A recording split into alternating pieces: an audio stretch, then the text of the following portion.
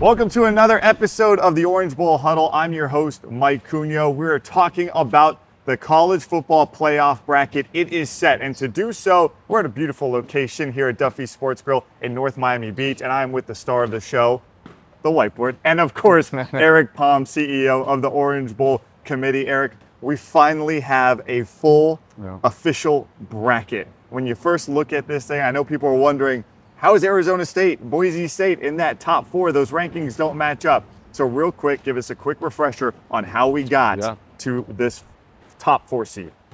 Well, we have our 12 seeds that are lined up here, but it's not the 12 highest ranked teams.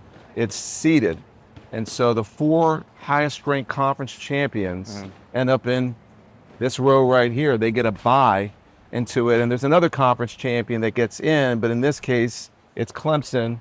There's the 12 seeds, that's the ACC champion. So in the end, we have the bracket. It's interesting. I think we're going to go through it and we'll talk about what the committee decided. Yeah, so we now know how we got to the top four, but how did we get here to the top 12 overall? What's going to happen? How are locations determined as we hit this first round of the playoff?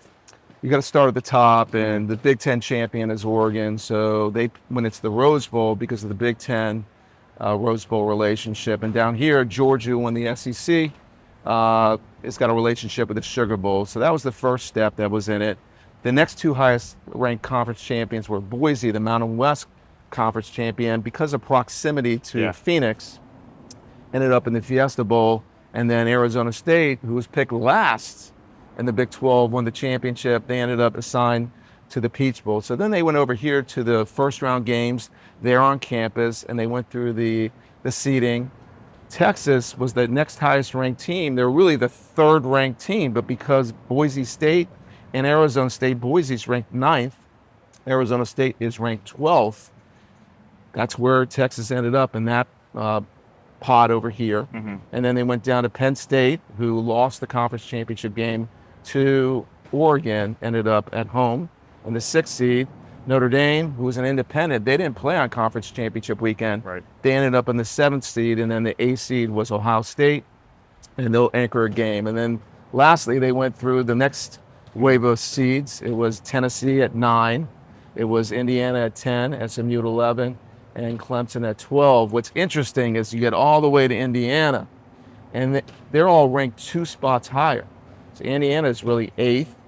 In the case of Tennessee, they're 7th, 6th, and so forth. So it's an interesting bracket and exciting matchups. And for the first time ever, there will be games on campus. Yeah, that's really cool. I mean, we emphasize the importance of winning your conference. The conference champions here get the bye. So their road a little bit easier to that big national title game here in 2025. But who's got the toughest road of any of the teams in the 12-team field?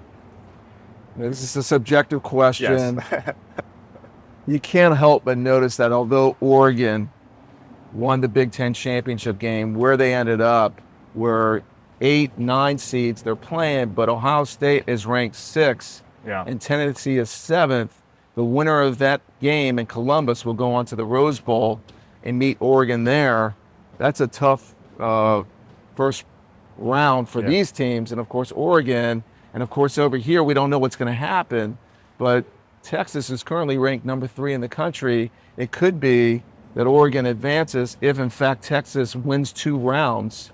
They could meet in the Cotton Bowl, which is in Dallas. And of course, if Oregon emerges over here, who's waiting on the downside? You see Georgia, you see Penn State, Notre Dame, Boise, Indiana. It's going to be a tough road for Oregon, but they look pretty good. So I think they have a really good chance as anybody to win the national championship. Only undefeated team left, but as you mentioned, Ohio State, that could be a rematch. It's hard to beat any team twice. A lot of blue bloods, if you were talking about like an NCAA tournament bracket, that's what you see there. But let's move over to the Orange Bowl, and what we're seeing is this is a really interesting mix. And to me, this is what really defines what's special about the expanded playoff is you're seeing these teams that we wouldn't otherwise see have a chance for the national championship. So when you see this breakdown here for the Orange Bowl side of the bracket, what's your first thought? Yeah, we're excited. I mean, obviously, anytime you're in a playoff format, it's a game of relevance to that national championship game.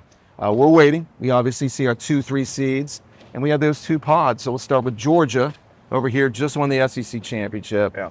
And that's not easy to do. You know, they had 7 teams in the top 25. So it's a preeminent conference that competes each and every year for the national championship.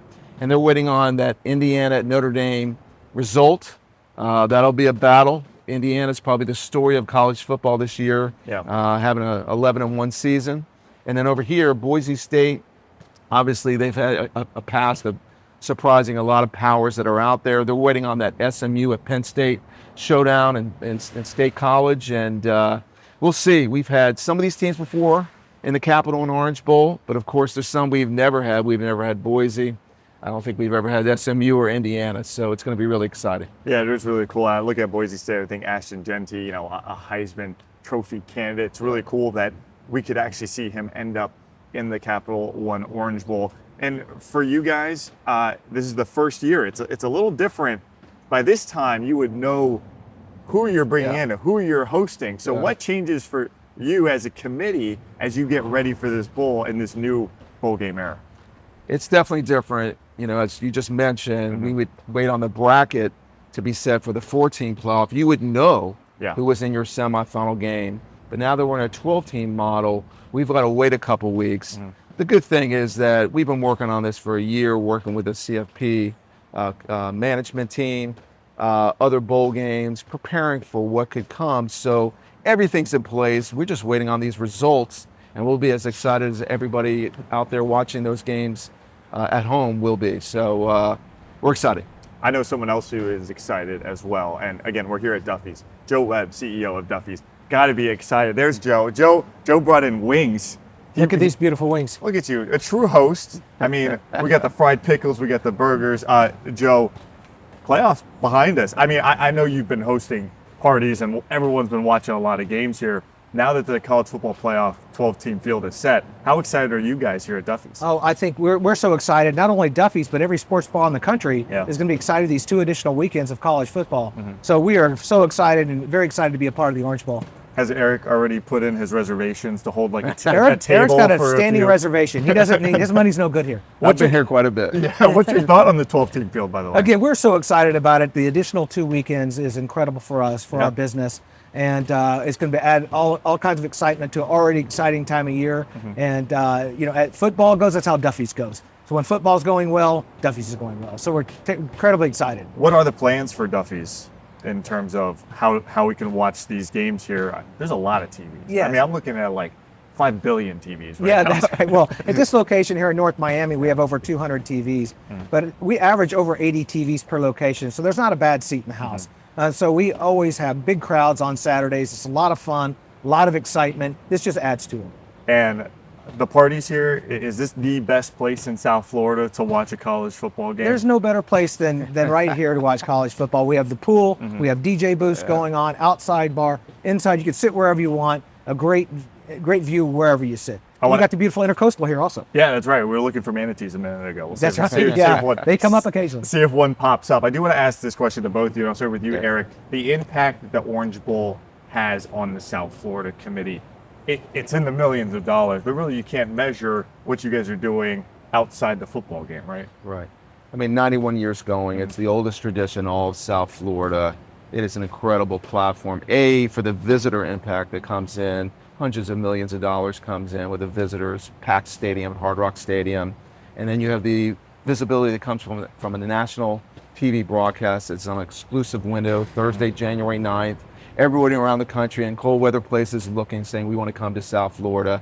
And to your point, by virtue of the success of the Capital and Orange Bowl, what we're able to do back in the community through Orange Bowl Cares, we do all kinds of programs with youth sports, with community engagement, with education, and of course our legacy gift projects all throughout South Florida. And Joe, I know Duffy's, community-wise, your ideals align with what's going on with the Absolutely. You know, we've given back, over our 40 years, we've given back to the community. And being a partnership the last 4 years with the Orange Bowl has been just a great marriage for us.